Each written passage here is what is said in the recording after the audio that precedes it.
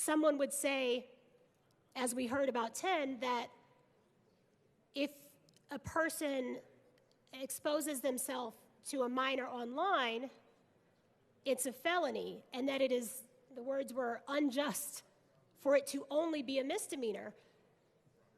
The exposure online is a felony because of a policy choice. That's not some written in stone, pre-existing, happened with the Big Bang fact. We chose that. We could have chosen, I wasn't here for the debate, so I can't say should have, but we could have chosen to align the offenses at the misdemeanor level. And we're being asked, members, as part of the justification to do anything other than adopt L008, we're being asked to consider that this offense, if done online, is a felony, but it's only, and I say only gently, because the consequences of a misdemeanor sex offense charge and or conviction are severe. But we're being asked to consider that it's only a misdemeanor for one and a felony for the other.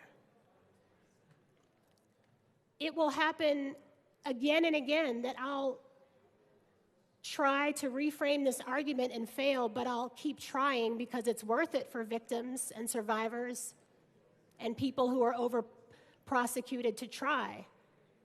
But the calls to parity, the calls of that we have to be just, that the charging has to be the same,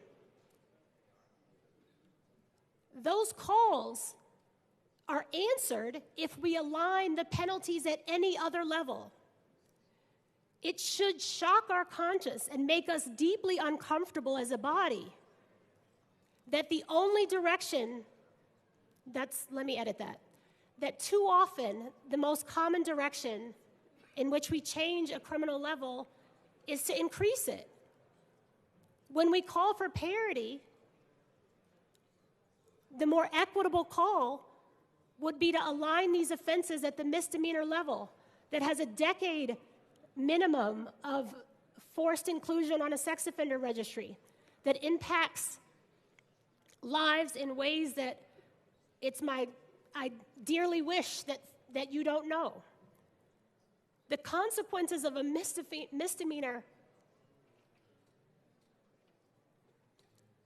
sex offense charge are dire. You achieve parity and equity in charging by aligning them at the appropriate level where we already had them.